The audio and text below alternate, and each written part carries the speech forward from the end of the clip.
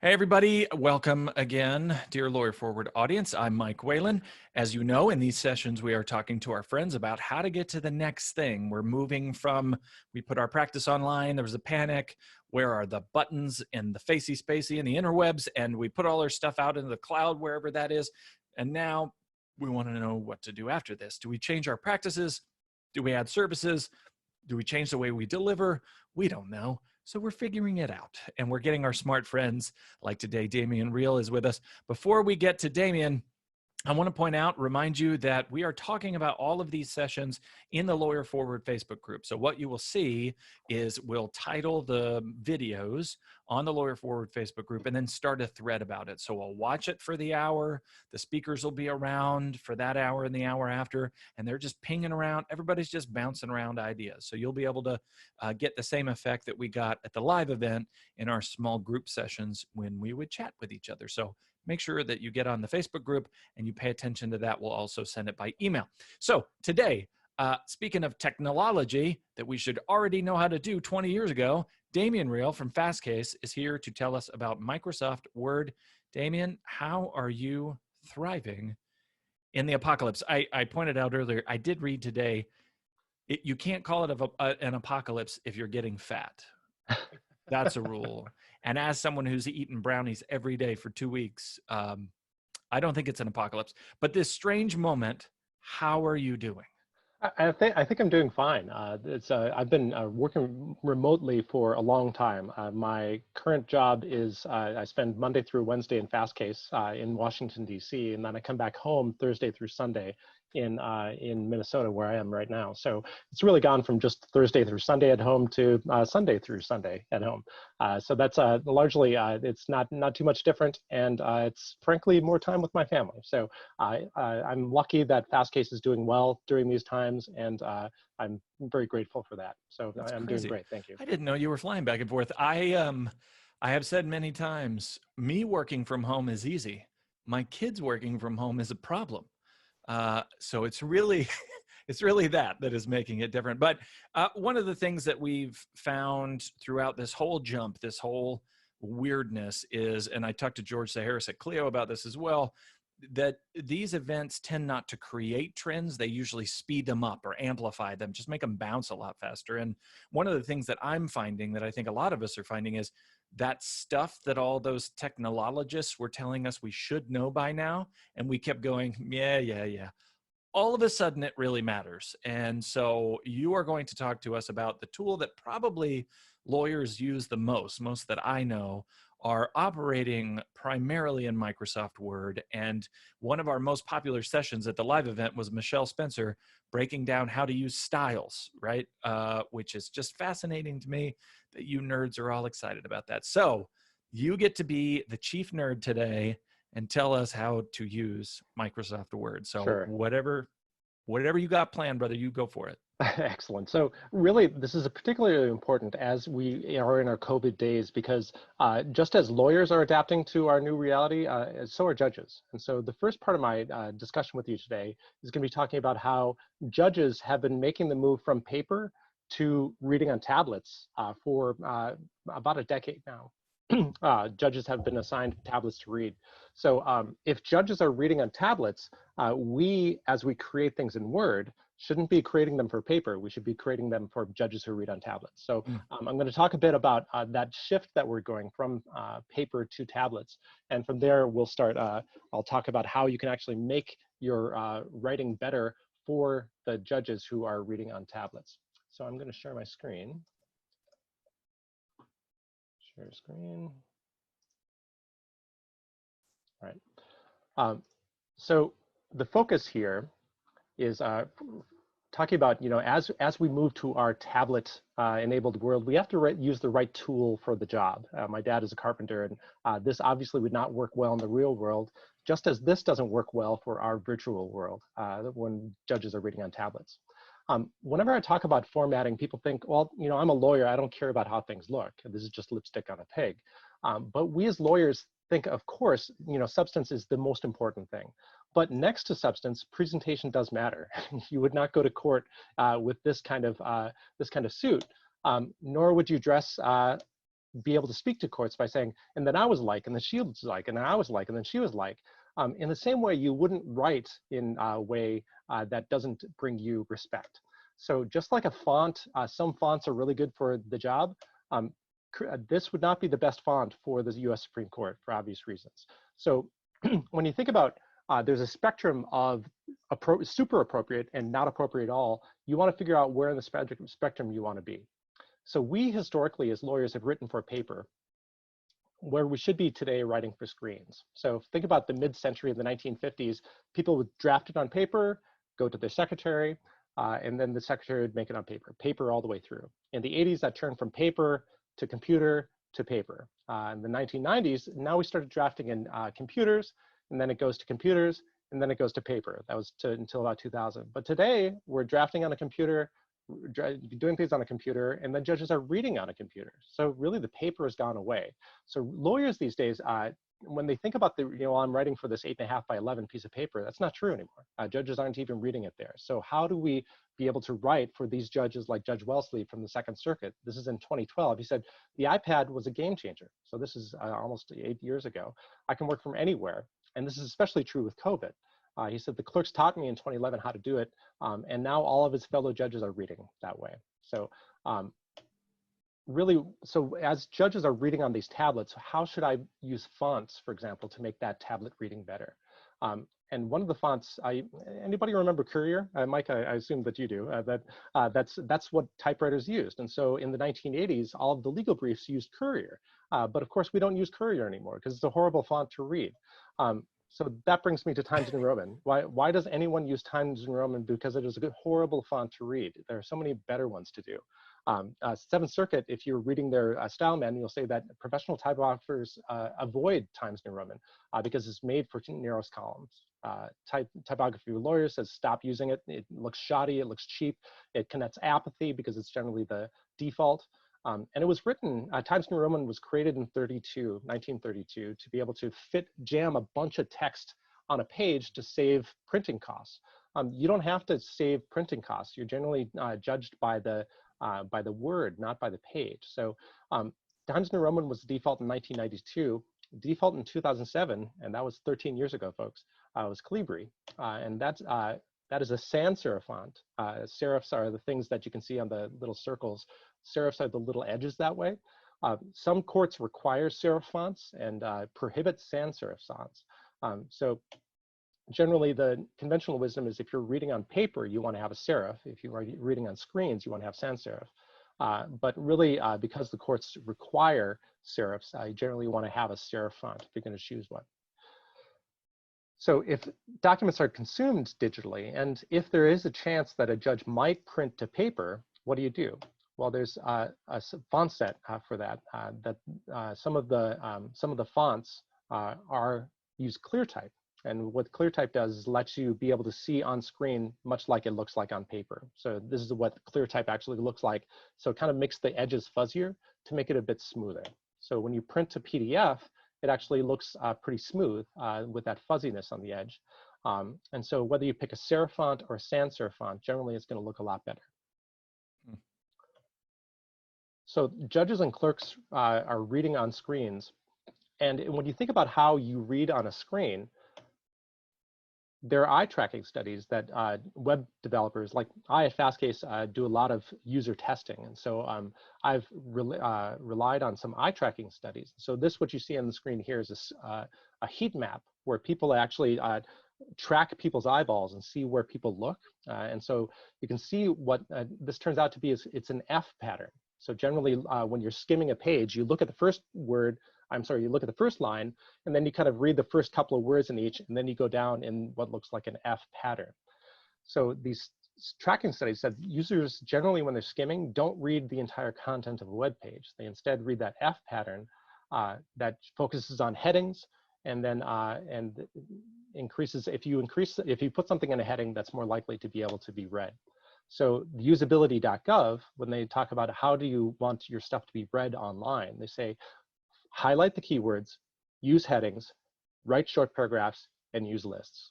And conveniently, that's also the the real important takeaway if you want your stuff to be read anywhere, whether it's online or otherwise. So as the court culture is changing, judges are people, and they go from playing Angry Birds to reading the New York Times to reading your brief.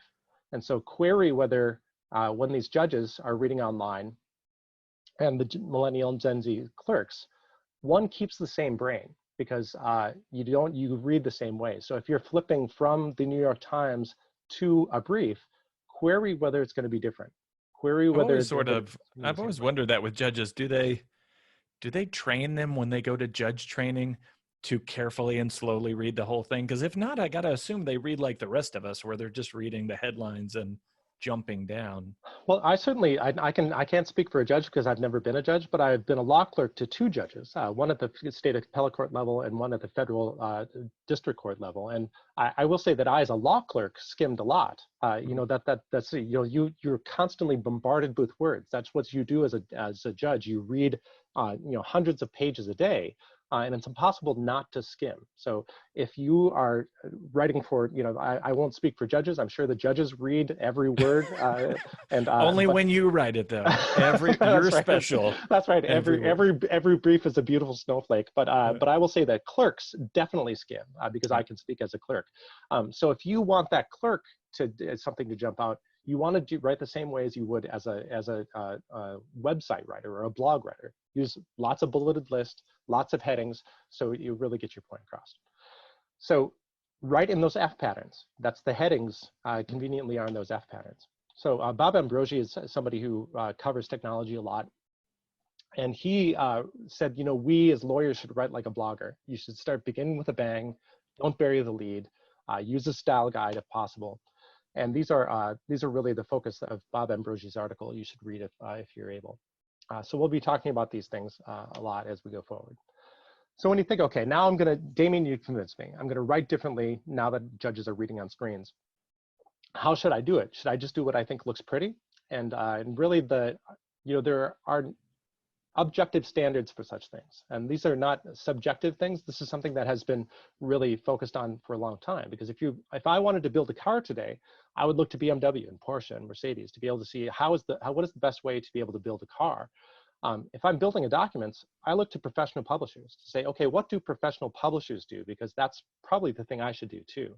So what the professional publishers look to are elements of typographic style and typography for lawyers and the complete manual of typography. These are the things that the shops, the New York Times, the Washington Post, the others really rely on. So we as lawyers should say, okay, if this is something that publishers, magazine and newspaper folks do, I should be doing this too.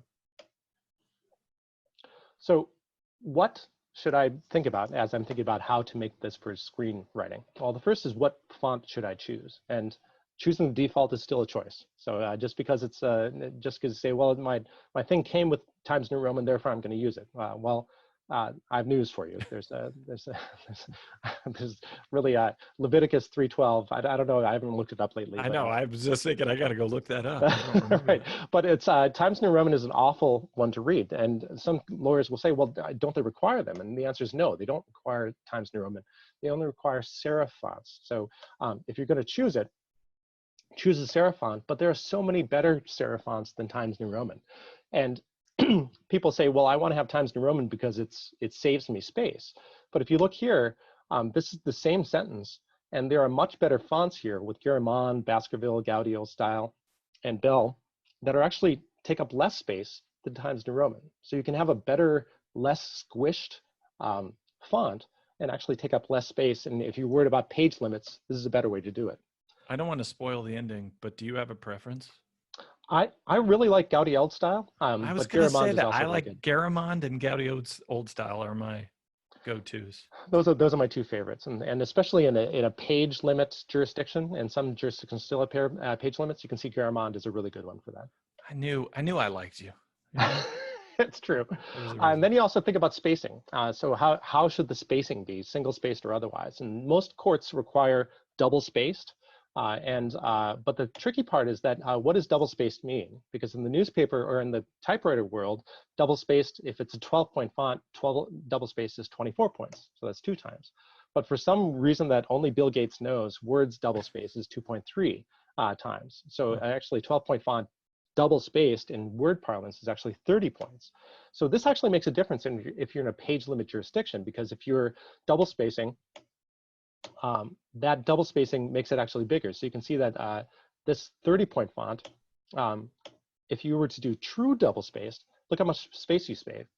So that's actually 24 points that you see on your screen here. So that actually, if you're in a page limit jurisdiction and it's a 30-page brief, that's maybe 2 or 3 pages that now you're able to save by using double spacing in the way that God intended, that is the typewriter intended, and not the way Bill Gates and Microsoft intended. Speaking of God, I would point out that Leviticus 3:12 is not remotely about Times New Roman. I just looked it up. It has to do with goats, just offering goats. Just so that's life lessons. Don't always believe the guy holding up the sign. Don't trust the internets or the guys with the signs. Yeah, exactly. That's a quote from Abe Lincoln. It's absolutely right. So, so when you think about, okay, now tablets are smaller. So, so generally you want to think of how many readable lines do I want per page without having that judge swipe it to the next, to the next. Generally, you want more on there to read, especially when, if you're reading on a screen, judges are reading their newspapers and other websites in single space. So query whether they want this really rivers of white between each line. So generally the optimal, they've done studies for these things, the optimal line spacing is generally 120 to 145% of the point size. So, so that's at least some context that by having double space, that's 2x times, you're still not even getting to the optimal spacing. So, you don't want to, certainly don't want to have the Word default of 30 point for a 12-point. Other things that when you think about professional typographers, they always put more space before a heading than after the heading. And they always keep that heading with next. And they always have the heading as slightly larger than the body text. Generally, professionally published things also have larger, on 8.5 by 11 sheets, have larger margins. And the reason for that is so that the text, there are fewer words per line. And the idea with that is that if you have fewer words per line, your eye doesn't have to jump so far between one. If you imagine going all the way to 8.5 by 11, that's a long way for somebody to have to go left and right, and you lose your spot. So the idea is generally the wider the margins and the narrower the columns, generally the faster people read. So when you think about tablets, if I print out my beautiful brief into a PDF, and then a judge reads that, this is a 2-scale representation of what an 8.5 by 11 document looks like compared to an iPad. And you can see that viewed on an iPad, it's actually smaller, depending on the size of the iPad, of course. But generally on normal size iPads, it's actually shrunk a bit. So the question is, do we, if we're writing for iPads, do we want to actually have narrow margins or not? Or do we have to rely on or do we want the judges to have to essentially expand up, especially if our judges are, pushing 70 or 80 years old? Also an idea with top and bottom margins, you can see on the left-hand side that it looks pretty ugly having that river of white. So query whether you want to maybe not have the 2-inch margins on top and the bottom. Footnotes is another consideration as we think about tablets. Do you want that judge to have to go up and down as you're, trying to find the footnote? If they can't, if they've zoomed in and they can't actually see the bottom of the page, do you want to have them going back and forth all the time? So this is something that Brian Garner might want to reconsider his recommendation. Yeah, I was going to say, I think you're breaking rules here. Right, it's true. Well, I guess, Brian Garner kind of broke the rule by recommending footnotes in the first place. So now I'm kind of going back. Yeah, we're going back, same as it ever was.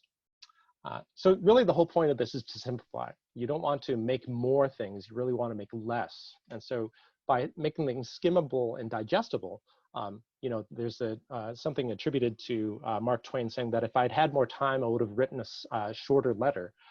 And certainly the same idea. So if I'd had more time, I would have written a shorter brief that is skimmable and digestible, because our whole job is to make our decision maker, our judge's job, easier. And so if you apply those screen reading concepts to your briefs, life becomes a lot better.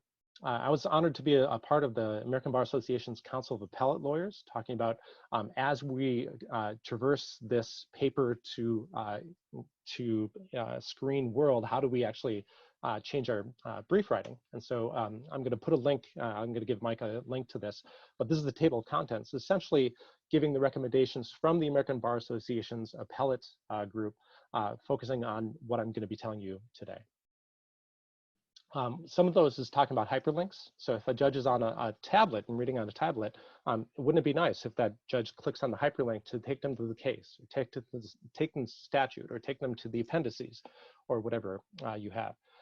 It turns out that my employer, Fastcase, actually has a really cool tool for being able to do that. If you go to our Fastcase 7, they have a cloud linking tool that if you drag your Word document onto this tool, it'll ingest your Word document and then spit out that same Word document, but in place of, well, not in place of, but it'll take the Smith v. Jones and actually put a hyperlink to Smith v. Jones to a public version of Smith v. Jones that you don't need to have a Fastcase account to be able to see. So anybody, whether they have a Fastcase account or not, can click on Smith v. Jones, and they'll actually be able to go to the public-facing version of Smith v. Jones, and it's all free. So that works either for PDFs or Word. Nice. So Casey Flaherty is somebody who's focused a lot on letting lawyers do their work better with the tools that they already have. I do a lot of talks on artificial intelligence. A lot of people, for obvious reasons, because I do AI for my job every day, they say, tell me the cutting edge AI things that I should really think about as I do my work. And I point to Casey Flaherty and I say, no, you need to use Word better. You need to use Excel better, and leave to the folks who are building tools to do the AI. You need to crawl before you walk, and you need to walk before you run. You don't Word. understand how to sell sexy at all, Damien. Like, you could be way sexier and get way bigger speaking fees if you just knew how to sell the AI. That's true. Yeah, well, okay. That being the case, robots are going to eat all of your jobs, so you should be very terrified. We're going to tell you that in a bullet point list. Just wait for it. It's true. So Casey Flaherty actually got this from the Proceritus, and he's I don't know if he's still actually doing these assessments or not. I know he's working for a law firm now. Yeah, the company still exists. It's sort of, he's withdrawn a bit from the management of it because he's at Baker, but it does still exist. Yeah. But this is what he recommends. And so this is part of what we're going to be talking about during the next few minutes here as we go forward. So I'm going to take you to now a Word document that you are going to be able to see and actually get a copy of. So here's the table of contents. So I'm going to walk you through each of the things that you can do today to be able to make your life better and to be able to assimilate the things that we were just talking about to make life better for your judges who are actually reading your documents. The first thing, you can see that we are currently in the print layout view. If you want to be able to see a little more, you might want to go to View, Draft View. And the cool part about Draft View is that Draft View actually shows you the styles. And Mike said that the live version, you talked about styles. Being able to see what style each line is not something that's easily done in Microsoft Word. So to be able to see that, you're going to want to go to this link to be able to go through all of the options to be able to see the styles. But once you're able to see the styles, you're able to make some magic happen. So you can see here that each of these is a heading, and then there's outline text below that. So the next thing you'll want to do is to be able to change your normal.dotm. So that's your document template for Microsoft Word. So the first thing you want to do is to be able to create the normal style. So if I go again to draft, and I want to be able to change my normal style, the current normal style is Calibri. All I have to do is modify the normal style to be able to say, okay, I want Gaudy old style, and I want 12-point font. And I'm going to make this a bit, I'm going to say, okay, I'm going to make both sides so you can actually see both. I can say, okay, I'm going to change my margins to 1.2 on the left and 1.2 on the right. That's, again, increasing my margins. I'm going to make my spacing signal for my normal format paragraph. And you can, because we're online, the beautiful part about this is that you can slow this down to the extent that you'd like. So I'm going to do 6 points before, 6 points after. And now I have my template. So I've now saved my normal template. Now every document I create now has Gaudy old style as my as my default font, and it has the other things that we can then build on top of it. Nice. So I'm going to, and if I want to save this as, I'm going to save this to, where should I save it? I'm just going to save it to a temp spot. I'm going to call this normal. I'm going to save it as a Word template. If you name it normal.dotx or DOTM, then, and save it to the right spot, which I'm not going to save it to the right spot here, but I'll put instructions on how to do that. That way it'll open up, that'll be the default from here on out. So now that we've made our default this way with normal.dox, you'll want to use Word's default headings because that makes the world go round. I'm going to push this document here. So here we have a brief motion to order something very important. The beauty of using Word's default headings is that that you can, I'm going to make this so you can see that. So here's my, if I go like this, and then I do Control Alt 1, look what happens. It creates heading 1, Control Alt 2, Control Alt 3, Control Alt 4. I'm able to make these headings with just one click of a button. Can I admit to how nerdy I am? I didn't know any of this stuff until I used WordPress and was tagging H1 tags and H2 tags. And like, I learned styles from learning WordPress, which is probably backwards. But. Well, that's actually, so it's funny you say that because Microsoft Word probably got it from HTML, which is, you know, what WordPress is, essentially HTML. So, so yeah, so if you do web develop, this is what web developers use, is that. So the beauty of headings is that you can keep with next. So this idea that, you know, everybody's had this thing where they have the heading that's orphaned at the bottom of the page. So headings by default always keep with next, and they always keep the lines together. So if you have two lines for your heading, they don't, one isn't on the bottom of the page and the other isn't at the top of the page. It's all together. So the idea is if you use the built-in heading styles, heading 1, 2, 3, it does all that automatically, so you don't need to worry about it. Let's go on to. But I'm sorry, in that section, I'm assuming you're changing the heading styles. Is that what you were just doing? Like, so right. You can change the font of your heading style. You can change your. That's exactly you can make your H1 tag something else. Yep. Okay. So now I'm making my H1 tag. Say I want to make it so crazy. I want to make it red. Yep. And I want to make it Baskerville. Like let's make it really weird. Let's make it Courier.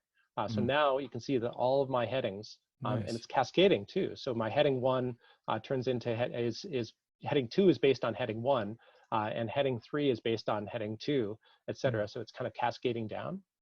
So now I'm just going to undo that. So yeah, the beauty of that is that you then cascade everything to be able to make it beautiful.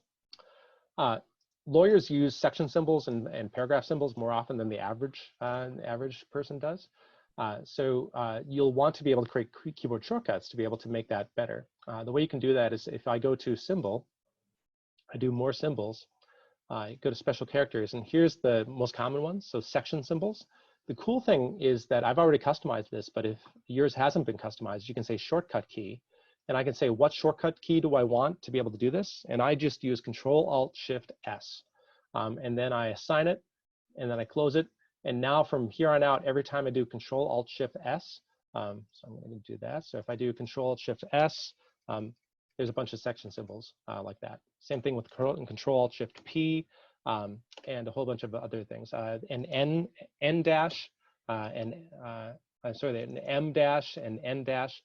These are all things that are pains in the keister if you want to do manually. But with the keyboard shortcuts, as you can see here, just go to be able to customize them in a way that makes sense. Non-breaking spaces are also important. Everybody who has suffered the bane of having the paragraph symbol orphaned here, and then the 1, 2, 3 down that way, and you're like, oh gosh, I wish the paragraph symbol would actually follow this over here. The beauty is that non-breaking space that I have to Control-Shift space will actually create a non-breaking space so that this will always stay with this. So for example, if you can see that if I go like that, this will never this will never be separated from that. Similarly with Control-Shift-S, pretty please, S, then I could do a non-breaking space there, so that section symbol will always go together. Similarly, we as lawyers often create quotations. I've created, so the way that you can do that in styles is you can say, if you are a styles person, you can find your quote right here and do it that way. But what I've done is I've actually created a keyboard shortcut. So all I have to do is do Control-Alt-Shift-Q and then do it that way. The way that you can create your keyboard shortcut is if you modify the style, you can say, I want a shortcut key here. And you can see that I'm going to say Control-Shift-Q for that. I'm going to assign that to quote, hit close, and OK. And now Control-Shift-Q is forevermore the quote style. So you can see how that becomes magical. And then I can do things like, I want to make that kind of a little less ominous, and that changes all the quotes throughout. We as lawyers often paste plain text rather than actually pasting the beautiful font that a legal research platform like Fastcase might have. So if I'm searching for fraud, and we'll say that we are in Minnesota. So I want to find my cases, we'll say in the District of Minnesota. I say pretty please, sugar on top. Fastcase doesn't like you being on Zoom at the same time. Well, I think it's so I'm actually running on a customized. This is the pre-development version of. All right. So this is so I'm running without a net here. So say I'm on a case that then I say this has the exact language I'm looking for. So I, as a lawyer, this is perfect. So I copy this, Control-C, and then I paste here in my beautiful brief. If I paste it, Word will sometimes use Book Antiqua as you want it to be, but sometimes it'll change it to Calibri or something like that. So something that that you don't want. And so what you can do instead of just Control-Ving, you can paste as plain text. Keep text only. Oh, you know what? This shows that one should test it before. Fastcase is actually smart enough that if I copy this, it's automatically pasting as plain text. It doesn't. But then when you're pasting as plain text, it's taking the instruction for whatever, if it's a body paragraph or whatever the normal is, it plugs it in as the normal, not as plain text, right? That's exactly right. That's exactly right. So it'll adopt, say we're in body text here, right? So it'll adopt the body text. So it'll essentially strip the formatting from the source and be able to then provide. What is it? Is it match destination formatting? That's exactly right. Yep, exactly. All right. So that's pasting plain text. Other things that this works not just in Microsoft Word, but really anywhere. It works for the web, it works for WordPress, it works for tons of places, Google Docs, is to be able to say, make headings Control-Alt-1. So if I do Control-Alt-1, that's heading 1, Control-Alt-2, Control-Alt-3. That's a quick way to be able to make headings. If I want to quickly go Control right arrow, you can see how it's moving from one word to the next. Control left arrow goes the other way. Control backspace deletes a word at a time. And then Control delete deletes the next word. So you can see here Control delete is actually deleting forward. Control up is going up a paragraph or down a paragraph, up and down arrows this way. So that's cool for navigating, but for selecting, it's even cooler because I can do Shift right arrow. That'll take me a character per. Shift left arrow goes left, one character at a time. But more powerful than that is Control Shift. I can go words at a time to be able to quickly go like that. Or if I go, that's Shift Control left and right arrow. The coolest thing though is if I do either the up arrow, down arrow, I can go entire paragraphs at a time. So quickly I can just delete entire paragraphs at a time. Another cool thing is this works anywhere. Again, this is not just Word, but if I want to promote or demote things, say this is heading 2, I want to promote it. I do Alt-Shift right arrow key, and look what happens. It moves it to the right. Left arrow key moves it to the left. Heading 1, 2, 3, 4, 5, 4, 3, 2, 1. If I want to move things up or down this way, look what happens here. I'm doing Alt-Shift down, and it's moving it down or up. So if I want not just a heading, but to say I want to do this, I'm doing this down arrow to actually move these paragraphs up and down as I see fit.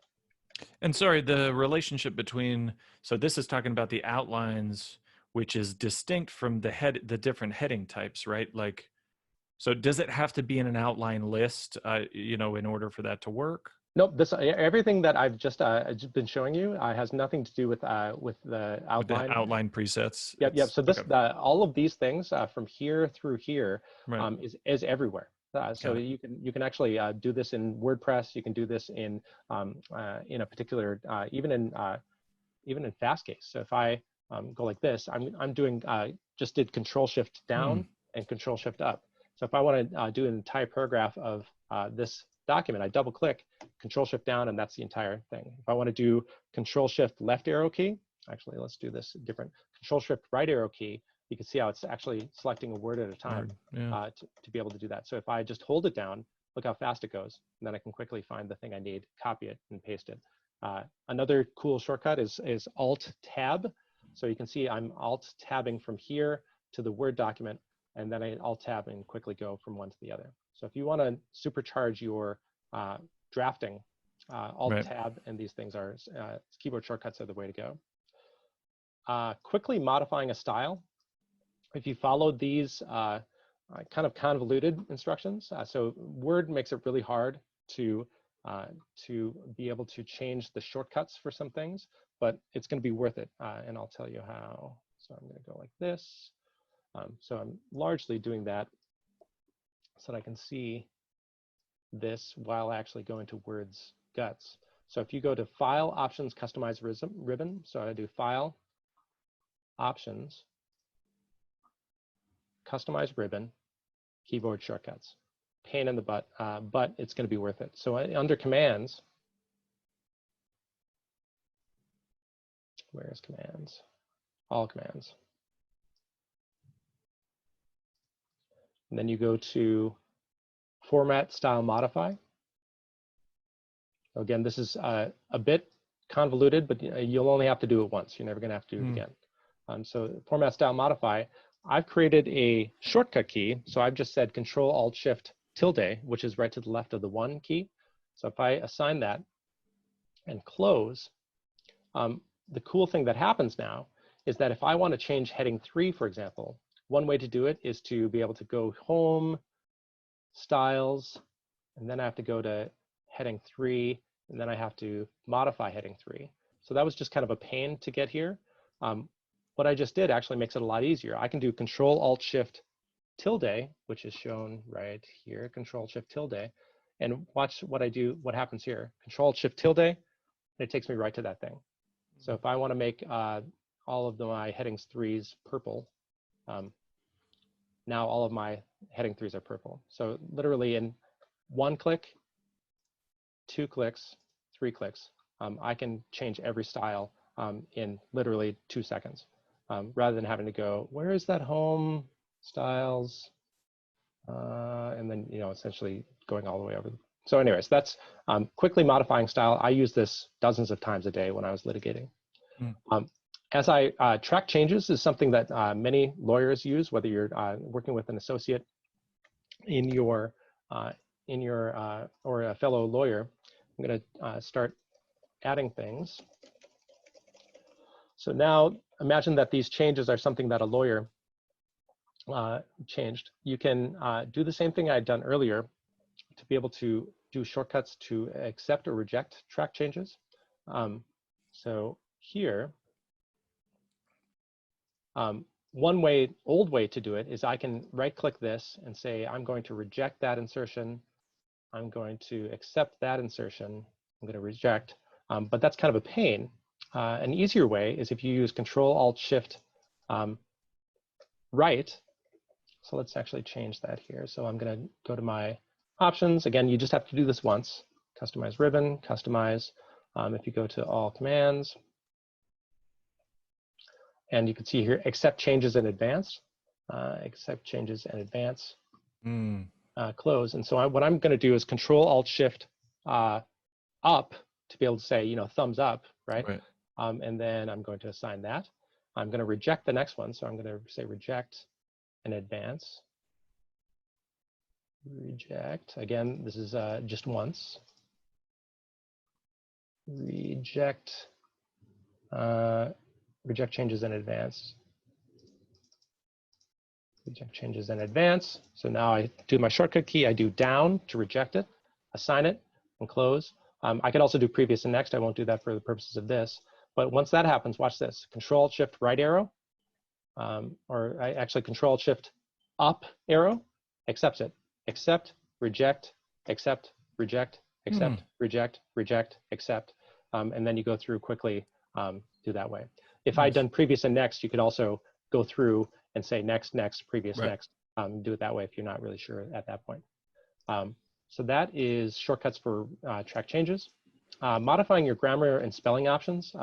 I provided a link that provides better, you know, you can just follow these things to be able to figure out how, which grammar things you want to change. But sometimes people like 2 spaces between period and the next word. Some don't. You can, if you don't want that squiggly below, that'll change the grammar thing. Something that we were just talking about before is before we actually started recording was the outline view. If I want to be able to see the kind of a bird's eye view of my brief, I can go view outline and show level, and then whatever level you have. And you can see right here, now it shows me levels 1, 2, and 3 in a collapsed view. So if I want to say, you know, actually this one here, maybe that belongs up here. I'm going to stop tracking changes so that it doesn't do that. So I can move things around. And the cool part is that all the text below it comes with it. So I'm not just moving the heading, I'm actually moving the heading and all the content below it. So essentially the parent, if I move the parent, all of the children also go with it. So that's a good way in the outline view to be able to quickly rearrange things. Autocorrect is something that why don't we go into that? Autocorrect is the bane of my existence. It is. And so if you go to your autocorrect tab, which is under proofing, so you go to the same, I'm going to put this to the left, and I'm going to go like that. So if I go File, Options, Proofing, and then Autocorrect, where's Autocorrect? There's Autocorrect. This is where you can keep Mike's bane of your existence from happening. So you can be able to change auto formatting, for example. So as everybody knows, ordinals for it'll say 8th circuit, 8th.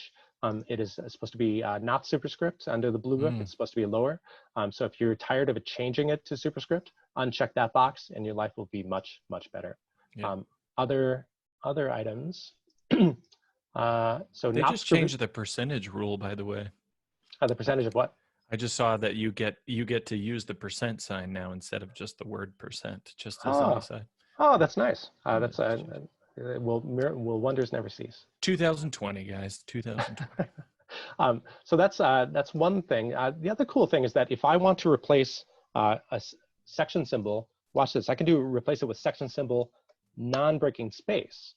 I can add that. So now every time I do section symbol, it'll automatically add that non-breaking space afterward, so that it won't get orphaned at the end of the page. Same thing with the paragraphs. You should do that. So anyway, so those are some cool things that you can customize for the autocorrect. We are close to an hour. Let me go through some other things that would be helpful, even if we're not actually going to go through in detail. Another thing I'm going to give you is Blue Book Basics. This is something that I created to essentially, for those who weren't on law review. I was on law review in college, in law school, which made me inhumanly sensitive to Blue Book errors, which thank God most people are not. You must be great at parties. I can go on and on about the Oxford comma and that sort of thing. But at any rate, so here's a bunch of pages to give a common errors. I can't tell you as a law clerk how often I saw a C comma instead of just C as it should be. So this is the things that annoyed me as an anal retentive law clerk and will annoy your judges if you do it. This is a way to avoid those things. Nice. Many, many pages of these types of errors and the ways to be able to do it. There is put one space after period, for God's sake. Don't put two spaces afterward. Here are all of the authorities. Right, exactly. Yeah, so maybe that'll go away with. So anyway, so you'll have Blue Book Basics. That'll be part of your package. And I'll also provide my default brief. One other cool thing is that if you decide that you are going to go the way of using styles like God intended styles to be, you can do cool things like be able to create tables of contents on the fly. So if I say this is important, then if I say, oh, and I did Control-Alt right arrow to be able to promote or demote like that. So really it is, no really. Then I click update my field, I select everything, and now this is important, they'll show up there. And also this is important, really it is. You can then also use that in your outline view to be able to, let's do that before, to be able to then say, no, actually that doesn't belong in the introduction, that belongs way down here. So using headings will help those things as well. Nice. So at any rate, these are just ways that I just did a whirlwind of things that you should do to use Word as God intended you to use Word. And if you're still using Word as a typewriter, consider, since your judges are now more often reading on tablets. Oh, and by the way, and if you print to PDF, as you should be printing to PDF, these tables of contents will actually, in a PDF, turn into a hyperlink. So if I, as a judge, am reading this in a PDF, I click on this is important. Actually, click on this is important. Oops. Toggle field. If I click on this is important, it'll actually take me to that place in the brief where this is important shows up. So that's another benefit of using this as a table of contents. Well, and I think maybe the lesson from not just this, but this whole event has sort of been that there are things that have learning curves, and all of these things that we're talking about have learning curves. And because of that, we've gone through most of our career sort of avoiding these things. If this motivates you to sit down and spend a couple of hours trying to develop some new habits, that's a good outcome of this crazy situation. So Damien, I appreciate you sharing this stuff about the tool that we use the most. So certainly something worth trying to get to know better. If people want to follow up with you to really get nerdy about Oxford commas, what's the best way to get in touch with you?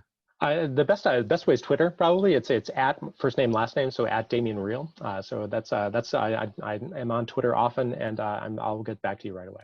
It is cheaper than therapy. Thank you, Damien. And I would remind everyone watching, make sure that you go to the Lawyer Forward Facebook page where we'll do a watch party. We'll talk about this. We'll bounce around ideas. I'm sure Michelle Spencer will jump in and try to out nerd. I don't, you guys, you just nerd yourselves all you want to. And we'll see you there. Damien, I won't see you in real life for a while, but I'll see you in the virtual world. Thank you, buddy. Sounds great. Thanks so much.